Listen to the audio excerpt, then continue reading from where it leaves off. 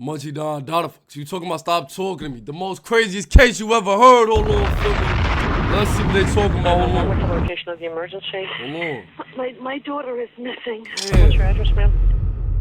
She's gone. We can't find her anymore. The craziest thing about these cases is that, you know what I'm saying, nobody ever think it could be them until, you know what I'm saying, it is them. And that's not to say, like, damn, you know what I'm saying, you want to think about shit like that, but the reality is, you know what I'm saying, is that it can't happen, bro. So,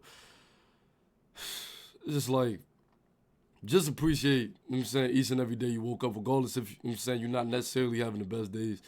Because I ain't gonna lie, some people didn't wake up today at all, you know what I'm saying? And I'm hoping, you know what I'm saying, the daughter in this case, you know what I'm saying, she just ended up going missing in that. Hopefully, like, she got found in our eye, bro, because not necessarily this situation had to be the worst it could be, but you know what I'm saying, hopefully it didn't go that way, the way I think it did go. Hold on. Beware, I've called all her friends. How old is she? 11. Okay, what's her name, ma'am? Carlie, C-A-R-L-I-E. Damn, man. And last name? Brucia, B-R-U-C-A. Oh, do y'all see the video? Man, what the fuck? Bro, people that snatch kids honestly need to be, you know what I'm saying, immediately, you know what I'm saying, executed. It shouldn't be no case. You shouldn't have to get to sit in the cell. None of that. I ain't gonna lie, that should be instantly like, nah, I ain't gonna lie, bro. Bro. Like, some cases just do not need to go to no police court system. It should literally be, you did what? Nigga, it's over with. Like, what the fuck? Huh? Bro, y'all see the footage? I'm looking at the footage. I ain't hit. Pay attention to the footage that they showing. Hold on. C-A-R-L-I-E. Damn, man. And last name? Brucia, B-R-U. Like, bro, they said she's 11, bro. That, I'm saying your life didn't even get started yet, bro. Like, literally. Like, 11 years old is not old. Like, literally at all, bro. Like, C-I-A. the hell was y'all doing in 6th grade? Like, me, I ain't gonna lie, nigga, I'm thinking about, nigga, bored, nigga. You know what I'm saying? All type of shit. Like, you know what I'm saying? Bro. The footage you Nigga, 2K, Call of Duty, and GTA, and playing ball. That's it. You know what I'm saying? Like, bro, what the bro? just watched shows the last known moments of 11-year-old Carlie Brucia as she was abducted in broad daylight by a violent Like, bro, at 11, you just hit a decade, nigga. Like, bro, that's predator. nothing. Despite being reported missing by her parents within half an hour of her disappearance, Carlie's case would ultimately go down in history as one of the most depraved crimes against a young girl. It all started on January 31st, 2004. Carlie had spent the night at a friend's house, but the following day was Super Bowl Sunday, so she wanted to get back home in time to watch the game. That's what I'm saying. Like, niggas is, bro, niggas at 11 is thinking about sports and shit, bro. You not thinking about no weird ass niggas around. Like, really got some weirdos walking this planet, bro. I ain't gonna hold you. Like, damn. She told her friend's mother that she was allowed to make the walk back home on her own and departed around 6 p.m. However, after she left, the concerned parent reached out to Carlie's mother, Susan, and informed her that Now, I know some of y'all about to get mad at the mom in this case. Like, why would you let an 11-year-old walk back home at 6 p.m.? I ain't gonna lie. I ain't gonna lie. Let me see. What grade is 11? What grade is 11? 6th grade? Yeah, I ain't gonna lie. Let me say, low-key, that... But it's different for, like, I ain't gonna lie, boys and girls. Like, I'm just saying, like, girl, I ain't gonna lie. I don't think no 11-year-old should be... Nah, I ain't gonna lie. Especially, you know what I'm saying? Not even on no, like, gender type shit, but it's really just, like, you know what I'm saying? Like, nah, I ain't gonna lie, nah. Cause it is weirdos out here, you know what I'm saying?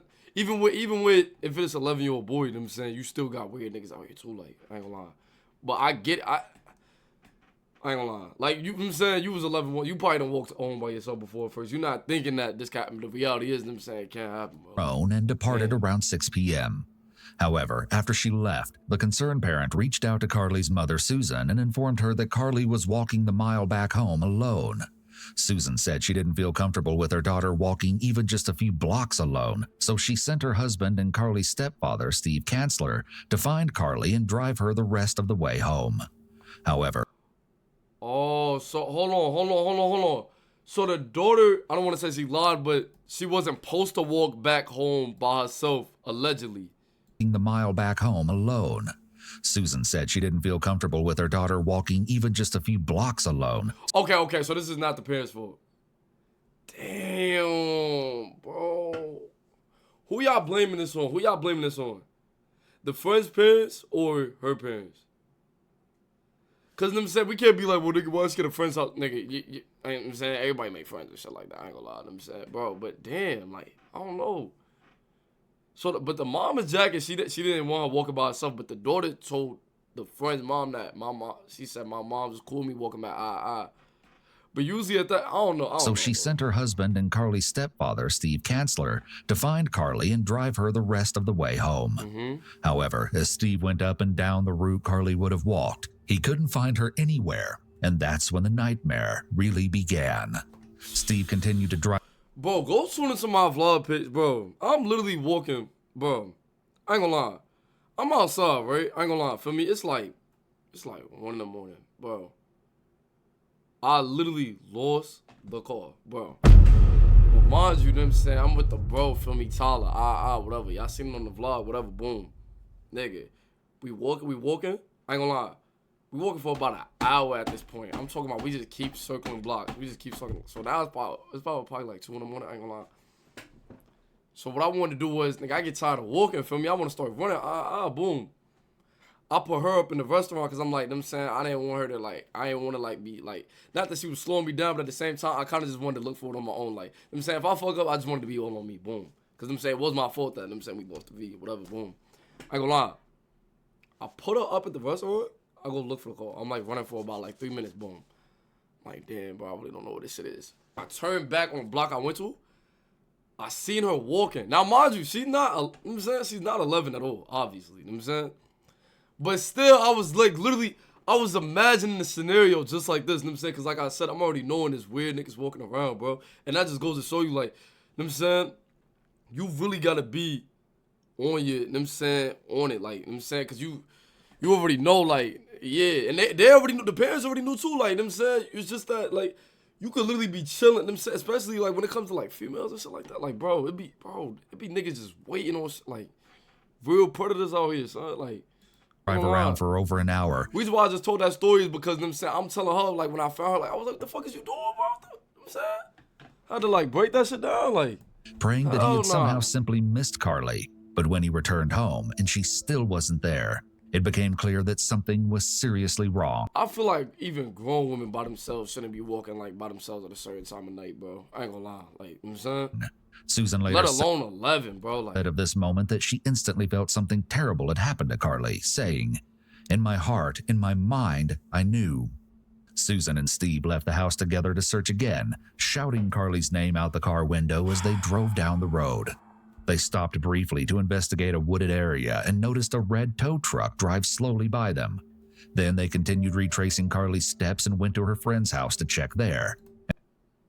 We have to pay attention to every detail. I bet you that red truck is the one that did that shit. I don't give a fuck. I ain't gonna lie. That's fucked up, bro. And much to their surprise, they saw the same red truck parked out front.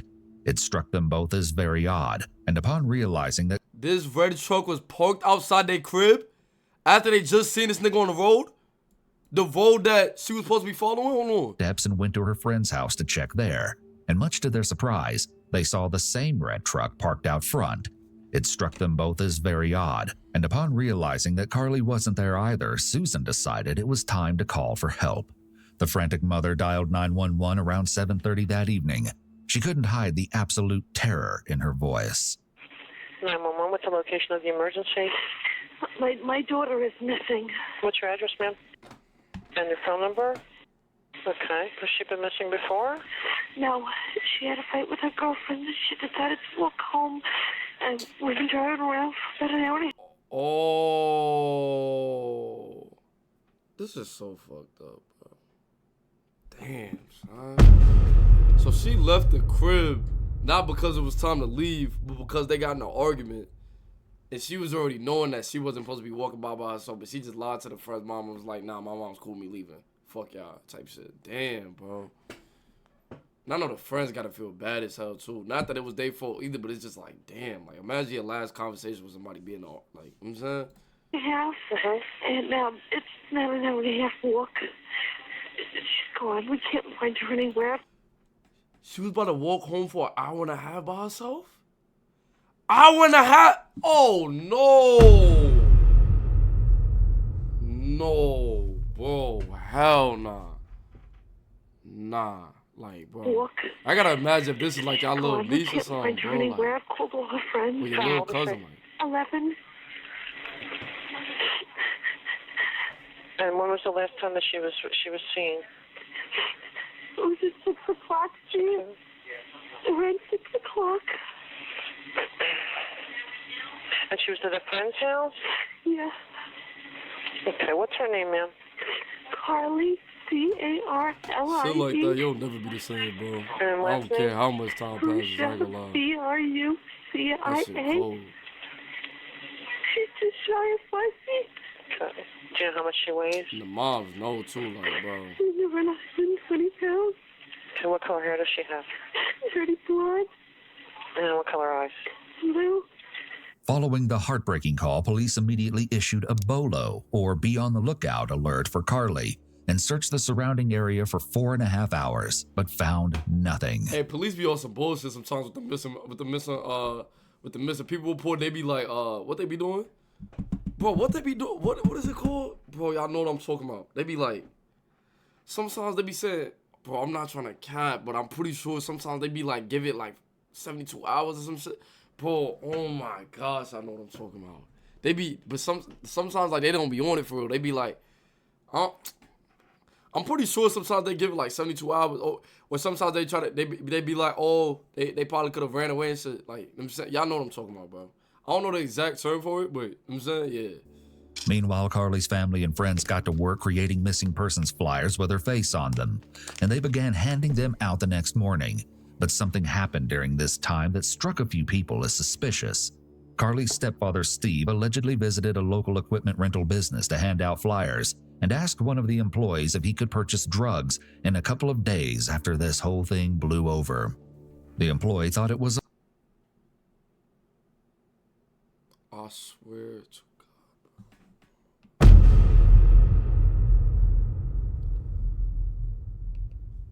Don't tell me he sold the stepdaughter out for some drug money, bro. Because that's the vibe I'm getting right now. I'm not, like, I don't know. I could be wrong. I hope I am wrong. But this could be some real fucked up shit. Listen to the detail. Bro, come on, son. And that picture getting more suspicious every time I see this shit now. I don't know, bro. Look how she crying. And this nigga got a straight face as if them saying, like, he's called a motherfucking flat tire. Like, I don't know. Hold on. The fuck? Nah, I'm not jacking this shit. Stepfather Steve allegedly visited a local equipment rental business to hand out flyers and asked one of the employees if he could purchase drugs in a couple of days after this whole thing blew over. Fuck you mean it's gonna blow over like this a motherfucking like thunderstorm or hurricane outside? You know what I'm saying? Like, that's why I don't know that vocab. I don't know. I'm paying attention to the sentences, my nigga. Like, what you mean it's gonna blow over like this is some regular everyday shit? Like motherfucker just caught a fever or some shit. Like, hold on. Employee thought it was a very odd thing to say when his stepdaughter was missing, so he contacted the authorities. Detectives also felt that something was off with Steve, so they brought him in for questioning. He stated that he'd been at home the entire time with Susan, which she was able to corroborate. After fully verifying his alibi, he was cleared as a suspect, but Steve did offer them another name, Ron Choquette. Oh, my fault. The stepdad ain't doing my fault. My fault. You know, bro, listen. I'm not saying. It's just that it says twisted kids. That's why I'm thinking like, yo, the stepdad actually has something to do with it. But all right, my fault. Ron was the owner of the red tow truck, and he'd apparently been dating the mother of Carlie's friend for 2 months. He was home the night Carlie slept over, and at one point, he was the only adult present. What? Hell no. Fuck no. What? Did y'all just hear this shit? Listen to this shit. Ron Choquette. Ron was the owner of the red tow truck, and he'd apparently been dating the mother of Carlie's friend for 2 months. He was home the night Carlie slept over, and at one point, he was the only adult present. She was alone with him in the crib.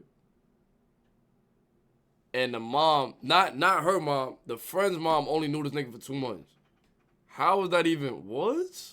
Bro. So naturally, Steve informed police. I feel like that red pickup truck nigga did that shit. And the reason why she went with him is because she's seen him before and she felt like she was comfortable with him.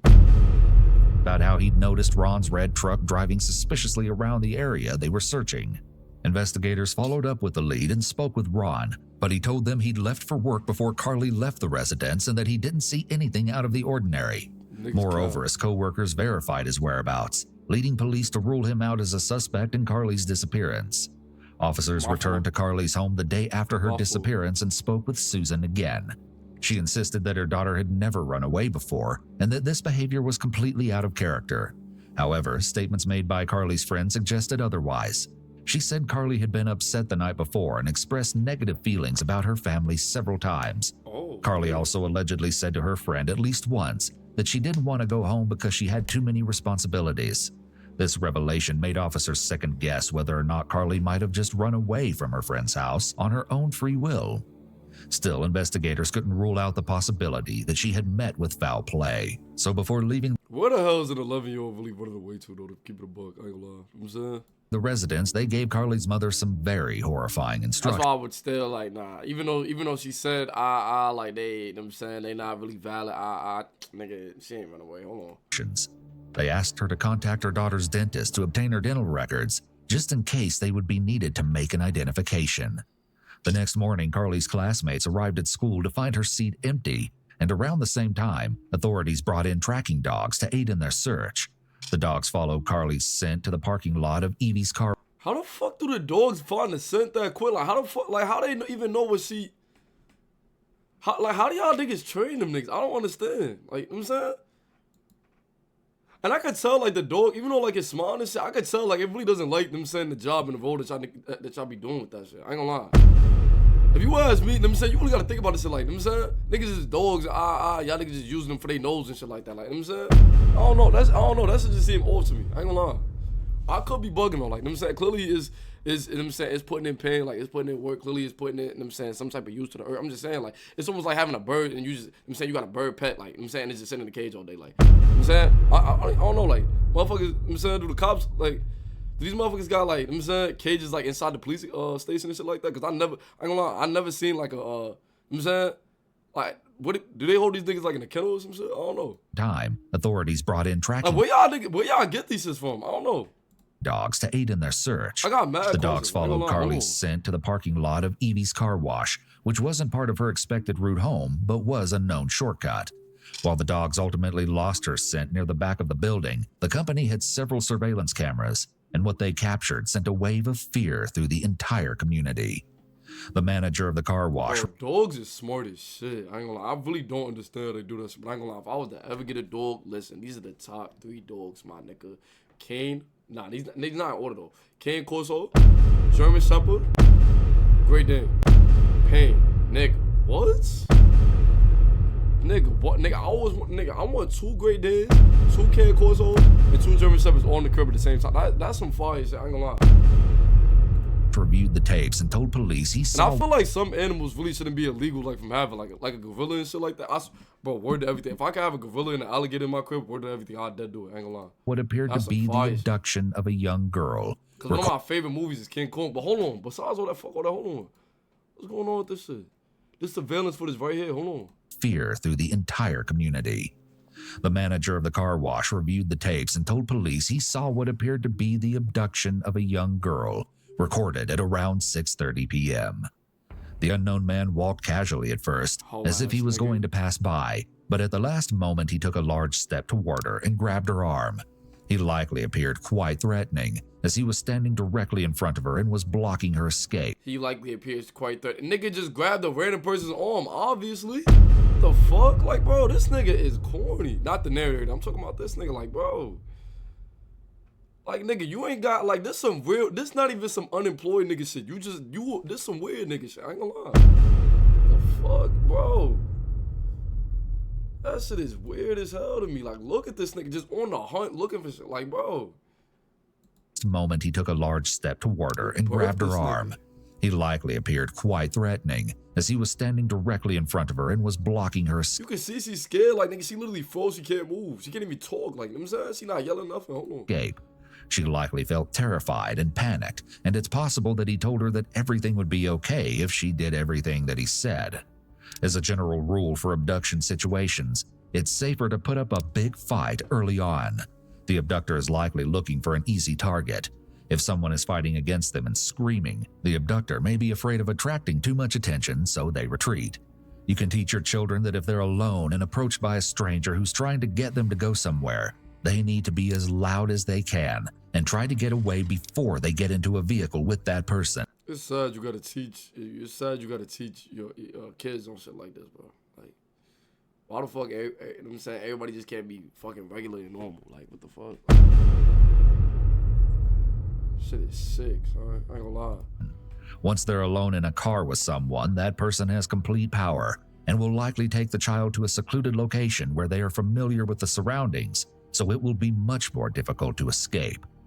An abductor may try to persuade a child to come willingly by claiming that as long as they do what they're told, they won't be harmed. Or they may tell the child that they will take them to their parent, or that their mom asked them to pick the child up. It may be a good idea to come up with a safe word for you and your child. Teach them that unless a stranger uses that safe word, they should not get into a car with that person. No. Fuck the safe word. All these first three is good. Fuck the stranger saying. What if he end up saying the safe word, my nigga? The fuck, nigga. Fuck this shit. Listen. I don't know about y'all niggas, but I ain't gonna lie. Like, you know what I'm saying, bro. If motherfuckers left the crib, nigga, motherfuckers was told not to answer the door at all. Like, you know what I'm saying? Word. Even if it was, you know what I'm saying, somebody that you seen a couple times, don't answer the door. Then I'm like, what? What? Hell nah. How did y'all, tell me like, how, you know what I'm saying, in the comments, like, you know what I'm saying, like, what was some of the, like, the you know what I'm saying, the jokes that you had with your, you know what I'm saying, type shit, like, I ain't gonna lie, word, motherfucker, like, nah. No matter what the stranger may say to try to convince them, you'll need motherfuckers, it's like, nah. Practice this safe word frequently with your child so they don't forget it. To their horror, Carlie's parents quickly confirmed that the girl on the tape was their daughter, but no one recognized the strange man who approached her and forcibly led her out of frame. However, the footage clearly showed that he was a white male of average height nigga got a bald spot in the middle of his head and shit, bro. With dark hair and tattoos on his forearms. He was also apparently wearing a jumpsuit with a name tag, but the video wasn't clear enough to read the name. In the footage, it seemed evident that Carlie didn't fucking cameras capture everything but what they posted. You niggas got fucking speeding cameras and shit. You niggas got cameras for niggas stealing out the motherfucking store, like. But you niggas don't got cameras in for shit like this though. Alright, for sure. Like, you know what I'm saying? That's why. Yo, bro, you niggas. Let me chill out, bro. I get it. This is 2004. Technology wasn't that good back then. Alright. I'm just saying though. Like, you know what I'm saying? Recognized the man as he moved into her path and said something before grabbing her by the arm. Within hours, the startling footage was being played constantly on local news stations, and while hundreds of tips flooded in, most proved to be dead ends. Investigators began to fear the worst as more time passed, but later that day, they finally got the lead they'd been waiting for. Several people called in saying they firmly believed the man in the footage to be 37-year-old Joseph Smith, an auto mechanic. You fat piece of shit. What the fuck? Bro, that shit just got me tight. I ain't gonna lie. Bro. Mechanic with a lengthy criminal history. This nigga got hair coming out his ears and shit. He definitely did that shit. Like, bro. The fuck? Son. Look at this nigga. Dating back to 1993. In fact, he was out on parole for a drug. What he did in 1993? 37-year-old Joseph Smith, an auto mechanic with a lengthy criminal history dating back to 1993. In fact, he was out on parole for a drug bust at the time of Carlie's disappearance. While most of his run-ins with the law were for drug offenses, at least 2 crimes on his record involved violence against women, including kidnapping, aggravated battery, and false imprisonment. One of Joseph's co-workers was among the tipsters, and 2 days after Carlie vanished, he stayed. Your worker told on you? Yeah, you definitely did that shit. I ain't gonna lie. I'm saying, because everybody got people at the job in which they, I'm saying, not saying you got weirdos at the job. I'm saying, like, everybody be, I'm saying, like, at certain jobs, like, I ain't gonna lie, like, I'm saying, like, niggas be talking, like, I'm saying, eventually you start, I'm saying, oh, this nigga kind of cool. Oh, this nigga kind of, nah, I don't really fuck with that nigga. Oh, I'm saying, this nigga, he cool to come in. Like, I'm saying, like, motherfuckers get the, yeah, I ain't gonna lie. Your co-worker says something, I ain't gonna lie. Yeah. Joseph's co-workers was among the tipsters, and 2 days after Carlie vanished, he stated to police that the man in the footage strongly resembled him based on his mannerisms and clothing. Yeah, nigga, like I'm saying, bro, like that's like, nigga, I used to, bro, Motherfuckers, like, them saying, you hang around people enough, nigga, you can tell who it is, them saying, just by how they walking and shit. Even if they got a full hoodie on. Like, nigga, I know that's you, nigga. Like, you know what I'm saying? Like, word. I ain't gonna lie. Moreover, another employee claimed that he seemed nervous and appeared to be under the influence of narcotics at work the day after Carlie went missing. They also reported that Joseph had been struggling at work due to issues with drugs and money, and claimed he didn't show up for his shift the previous day. At this point, authorities decided to review the security footage from the car wash again, hoping to potentially connect Joseph to one of the vehicles captured on the tapes. They gathered from his co-workers that he drove a brown Lincoln Town Car, but they said it had recently been out of commission due to transmission issues. Regardless, the only vehicle that stood out was a pale yellow Buick station wagon that pulled in approximately 3 minutes before Carlie's abduction. The car appeared to drive by before briefly entering the car wash parking lot. This whole ass nigga literally driving, sees a little girl inside the parking lot, decides to get out and says, yeah, I'll have me one. Like, bro, what the fuck, bro? The abductor may have seen Carlie walking as he drove by, so he turned into the parking lot and decided to take her. It's also possible that he'd seen her shortly after she left her friend's house, and he then followed her to the car wash. Regardless, he'd likely thought about abducting a child long before he actually did it. When he saw her walking alone, he may have saw it as the perfect opportunity to act out his fantasy. Unfortunately, detectives couldn't make out the license plate or who was behind the wheel from the grainy footage, but they knew it was time to pay Joseph a visit. Officers arrived at the home of Joseph's friends, Jeffrey and Naomi Pincus, where he was renting a room after being kicked out of the home he shared with his wife and 3 young daughters. However, despite seeing Joseph outside smoking a cigarette when they first drove by the residence, they got no answer when they knocked at the door.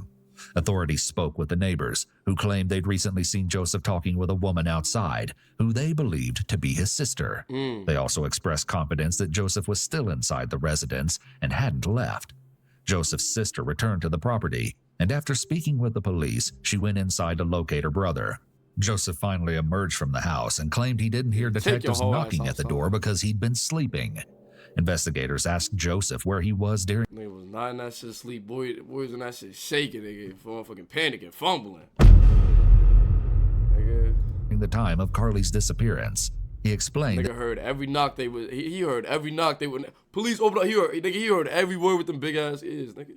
that he'd been at home watching the Super Bowl and told them his friends could verify his story. They showed Joseph an image taken from the surveillance video.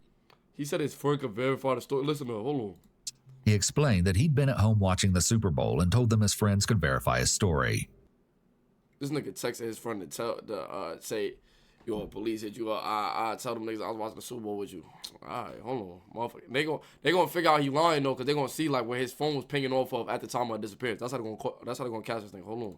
They showed Joseph an image taken from the surveillance video. Yeah, that's it. While he admitted that the man looked like him, he insisted he was nowhere near the car wash that day. Next, detectives asked Joseph to roll up his sleeves, and they found that he had tattoos on his forearms.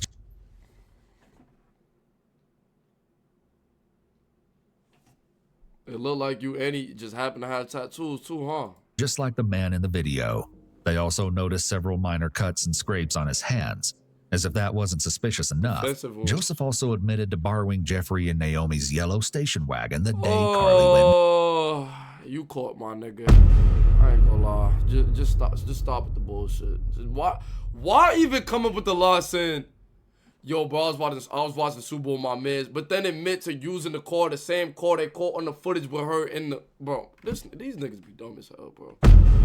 You niggas be coming out with half the truth and thinking that if I get him a little bit of truth, I'm gonna get away with this shit. No, you're not. You're not getting out of this shit. I ain't gonna lie, feel me? Hold on. Missing. However, he claimed he only drove the car to a nearby marina to look at the water before returning home. Police were feeling pretty confident that they had their guy, but when they spoke with Naomi, she confirmed his alibi, leading them to second-guess everything. Roughly an hour after detectives. Who the hell is Naomi? Who is Naomi? The fuck is that? Isn't Naomi just his sister? Obviously, she gonna say like, what the fuck? With Naomi, she confirmed his alibi. Like, I get some sisters and brothers don't get along, but at the same time, nigga, she must really hate your ass to turn your ass into the police, nigga. Like, damn. Obviously, she gonna say he good. He was watching the Super Bowl. Like, the fuck? Fuck you mean? We thought we had him, but we asked his sister. Nah, he did. I'm telling you, bro. Listen, if he didn't do it, nigga, I'll fuck around that, bro. I ain't doing shit. I ain't gonna lie. But leading them to second guess everything. Roughly an hour after detectives arrived at the home, Joseph's probation officers came to assist by conducting a thorough search of his broken-down Lincoln Town car. They quickly located drugs in the vehicle, including multiple syringes and spoons, and Joseph was arrested for violating the terms of his probation. Later that same day, Jeffrey, Joseph's friend, contacted the police with some unsettling information. He claimed that Naomi had gotten the dates mixed up when giving her initial statement to the police, and that while they'd let Joseph borrow their station wagon on the day in question, he didn't return until the following morning.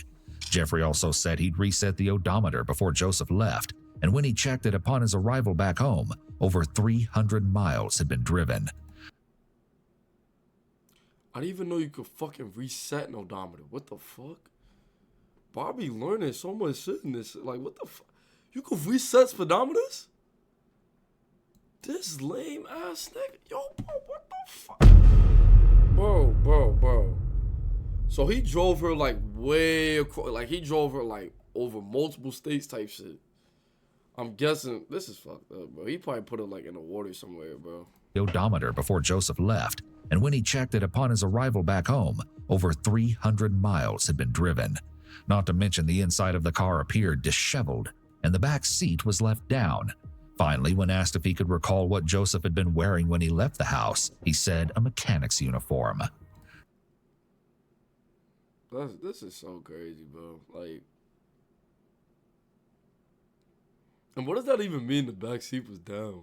Jeffrey and Naomi consented to have their home searched, but authorities found nothing of evidentiary value. Then, after hearing of the arrest, Joseph's mother stormed down to the auto repair shop where her son worked and demanded to know why the employees had called the cops on her son. However, cause your son is a fucking weirdo. The fuck, y'all gotta stop, my nigga. I ain't gonna lie, yo, bro. I just reacted to a case, where the lady was married, bro. The lady was married, nigga, and she was cheating on her husband with like an 11-year-old boy. You know what the husband did? Nigga, the husband stood by her side every step of the way and said niggas is lying.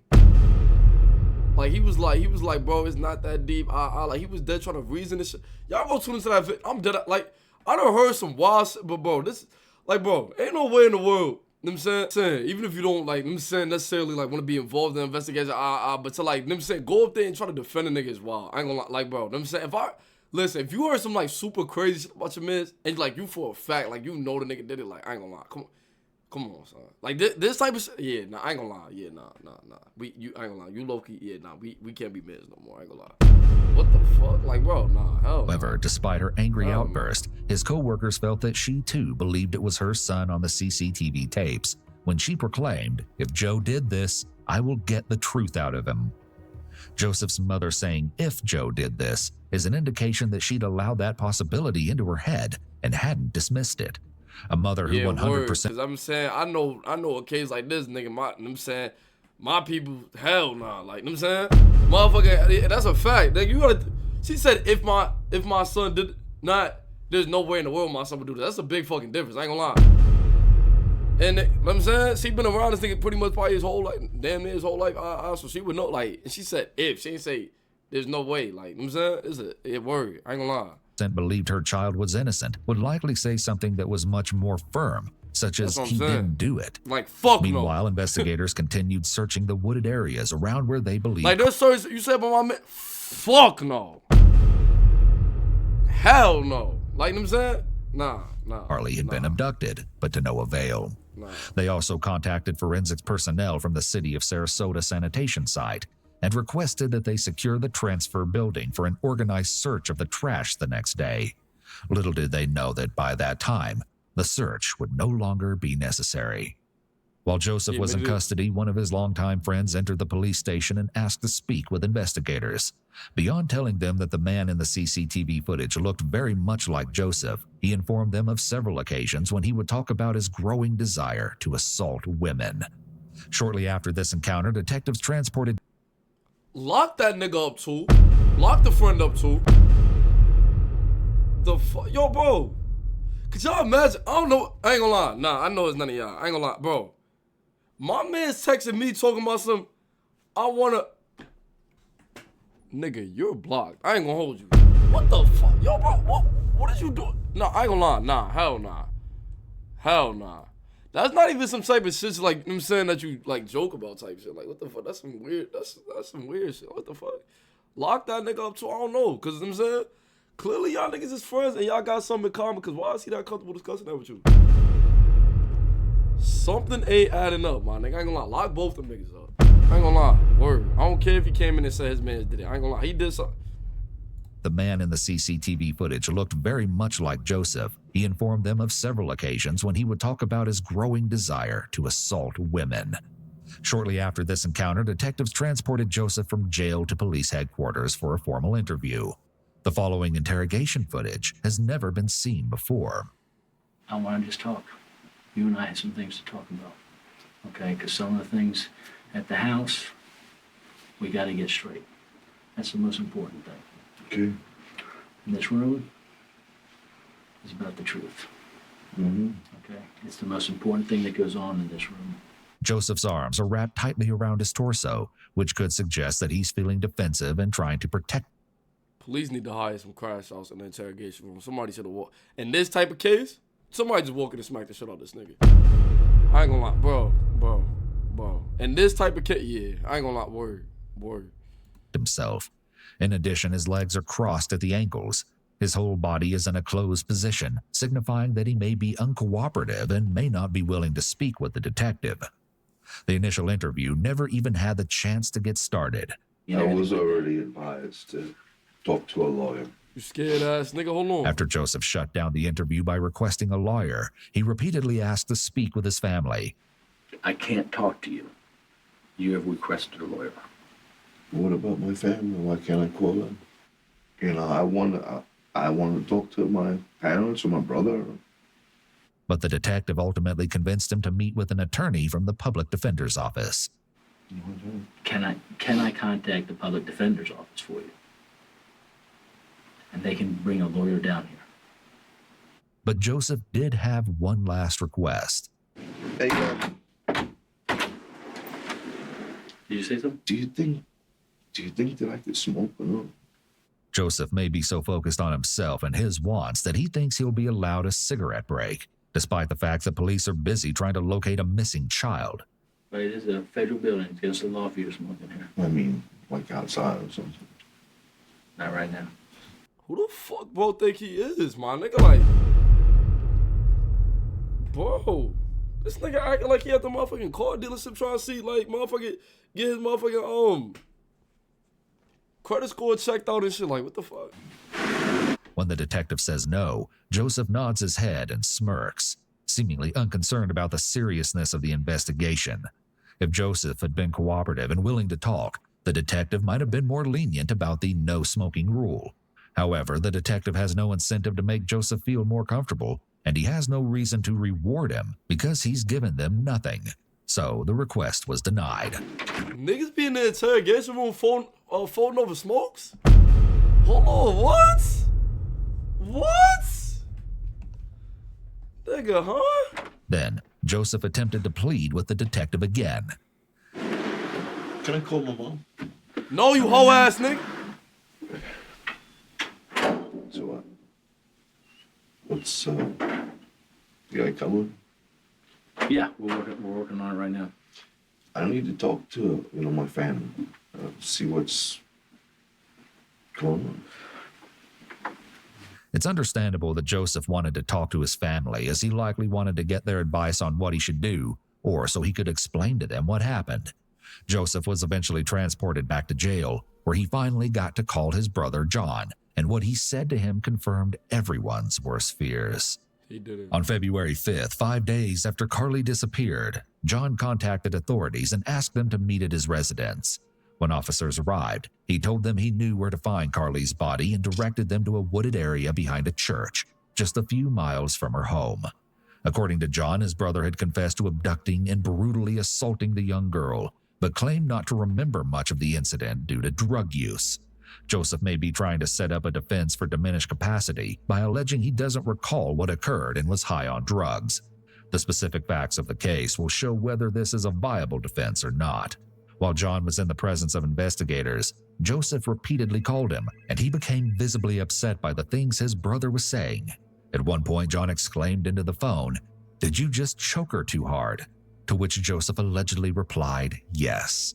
Then he asked if he had tied her up, and Joseph answered that the body was not bound, but he admitted to violently assaulting her and leaving his DNA behind.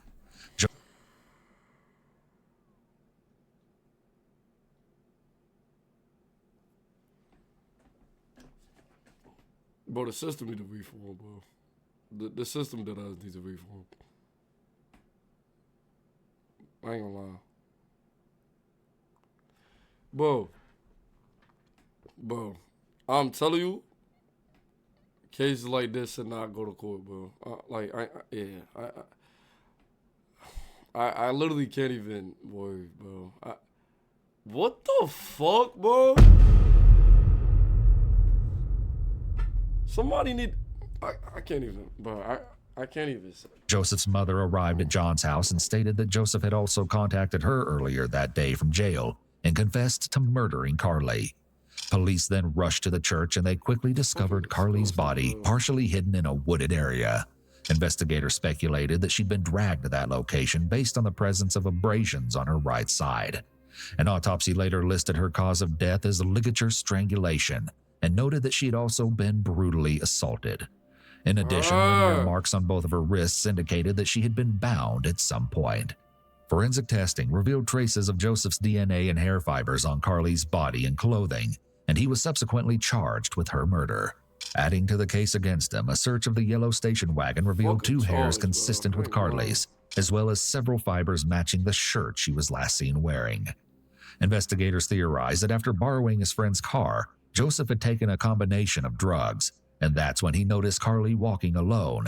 It was just a chance encounter that caused him to kill. We not about to. They better not get this nigga no plea and knock his sentence down due to them saying that he wasn't in the right state of mind when he did this shit. I swear to yo, bro. Assault and murder the innocent 11-year-old. Meanwhile, the community was outraged that Joseph had been able to walk free in the first place after having been Yo, words to every. Yo, son. I was about to just end the video. Yo, bro. I ain't gonna lie. Yo. Bro. I thought they let the nigga go completely. I was about to say, yo. Nah, what the fuck? Did y'all hear that shit? Wait, listen. I was literally about to just end the video. I ain't gonna lie. murder the innocent 11-year-old. Meanwhile, the community was outraged that Joseph had been able to walk free in the first place after having been convicted 13 times in the last 10 years of various crimes. Furthermore, around a month before Carlie's abduction, a Florida judge had been requested by local authorities to issue a warrant for his arrest based on probation violations. Yet, the judge never did because allegedly the police hadn't completed the necessary paperwork. On October 24, 2005, Joseph Smith was found guilty of first-degree murder, as well as separate charges of battery on a child under 12 and kidnapping. He was sentenced to death by lethal injection. Okay, all right. How long did y'all wait to do it? Now, I ain't gonna lie. This should not even be the method, though. I ain't gonna hold you. This shit is not even, you know what I'm saying? Like, yeah, I ain't gonna lie. This shit should not be the method at all. The fuck? Bro, this shit is way too, yeah. I ain't gonna lie. This shit is way too nice for what the fuck he did. I ain't gonna lie. Word. Injection for Carlie's murder and life without parole for the other crimes. However, on July 18, 2017, a judge vacated Joseph's death sentence based on a new bill that required a unanimous vote by the jury. The jurors in his original trial had voted 10-2 in favor of the death penalty. Joseph ultimately died in prison.